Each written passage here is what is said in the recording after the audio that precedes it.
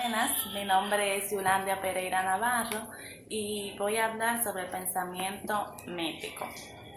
Cuando se utiliza el término pensamiento mítico, se refiere al modelo de pensamiento que tiene un enfoque sociocultural, en el que se pretende comprender la realidad por medio de la intuición, las emociones, lo irracional, lo ilógico, lo subjetivo y lo fantasioso. Denominamos pensamiento mítico a un tipo de cosmovisión o intento de explicación de la realidad, caracterizada por el uso de una lógica basada en el simbolismo. Esto por la necesidad de dar sentido a lo que nos rodea, en base a la ciencia y valores propios de la época y la situación en la que se presenta. Es común que se haga referencia a deidades y elementos sobrenaturales que permiten personificar los aspectos cuya causa es totalmente desconocida, o para explicar actos extraordinarios, sobrenaturales, como lo es la caída de un rayo. El concepto místico es más bien como mitos, es llamado mitos. ¿Por qué? Porque ofrece una explicación directa de la realidad de modo centrado en la propia cultura que lo trabaja, sin argumentos o con argumentos no válidos. De aquí que el pensamiento mítico puede crear teorías a partir de hechos no fundamentales y hace uso de narraciones llamadas mitos, usando esas narraciones en base a la asociación entre elementos contiguos o semejantes. El pensamiento mítico es un pensamiento antecesor de pensamiento filosófico y científico.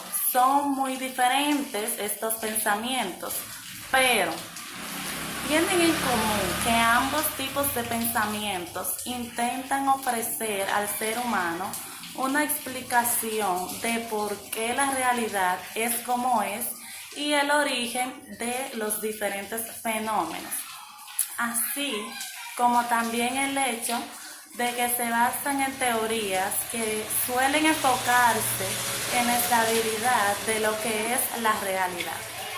Cada uno de estos tiene su propio enfoque, pero tienen ese único parecido.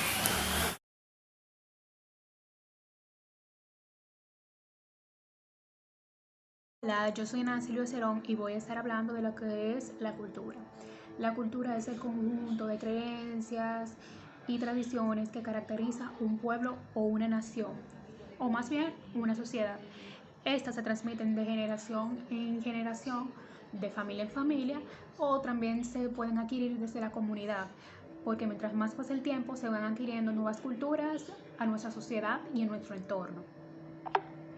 La palabra cultura abarca términos muy amplios. ¿Por qué? Porque solo decir cultura implica muchas cosas, muchas tradiciones, cuentos, creencias, mitos, danzas, bailes, cosas típicas que nos representan. También incluye lo que es las comidas típicas, los tejidos, la ropa típica de cada país, culturas, las presentaciones teatrales, murales, las artes visuales, la literatura.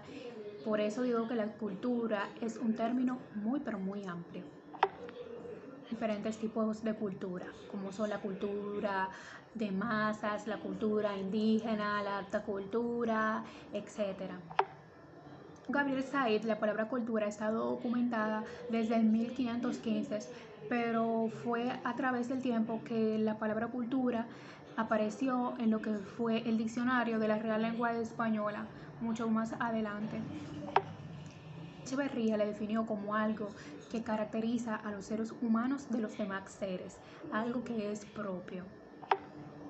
Un conjunto de arte, costumbres y sabiduría. Las artes también forman parte del término cultura. Por ejemplo, las bellas artes, que son un tipo de artes más elaboradas y profesionales. En esta está la literatura, las danzas, la ópera, el teatro, etc. También tenemos lo que son las artes populares, que esas son las artes, como quien dice, un poco callejeras, porque son esas artesanías que vemos cuando pasamos por las calles, esas pinturas, esos tejidos y esas cosas que vemos muy seguido.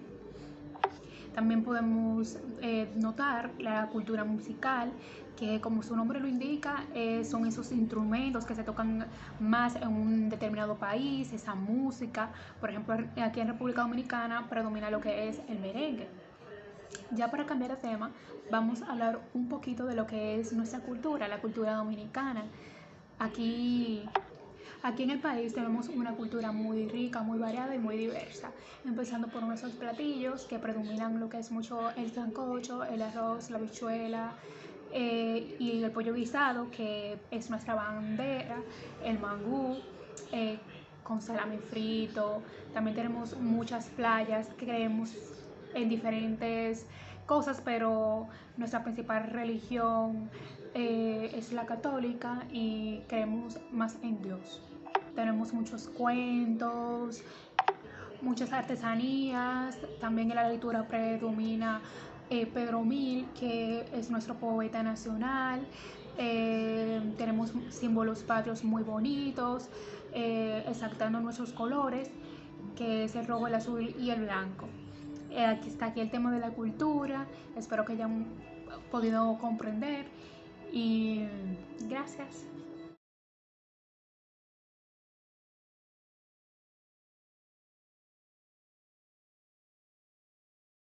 Buenas, mi nombre es Apalimil Corina Abreu y les estaré hablando sobre la antropología. Podemos decir que este término sirve para designar la ciencia que estudia al ser humano de manera holística, anuando a una sola disciplina metodológica y enfoques propios tanto de las ciencias naturales como de las ciencias sociales y humanas y la filosofía.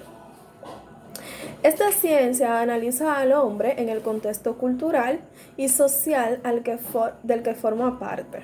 Así analiza el origen del ser humano, su desarrollo como especie social y los cambios en su conducta según pasa el tiempo.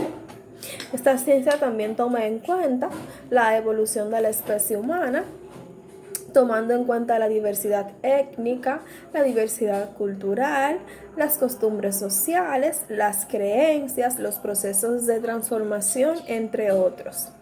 Los estudios antropológicos muestran la diversidad cultural que existe y ha existido a lo largo de la historia, lo que ha contribuido a fomentar el respeto y la tolerancia hacia creencias y culturas divergentes.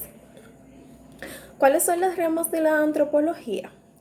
La antropología puede distinguirse entre dos categorías antropológicas. Por un lado, tenemos la antropología social y cultural.